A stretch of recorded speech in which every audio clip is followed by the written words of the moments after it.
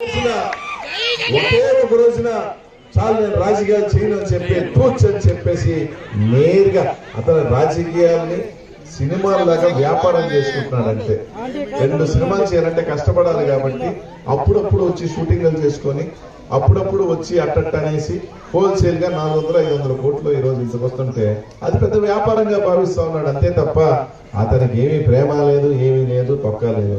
ముఖ్యమంత్రి కావాలనుకున్నవాడు ఎవడైనా 40-50 సీట్లైనా తీసుకుంటాడు. కనీసం 24 సీట్లు, 24 కనీసం.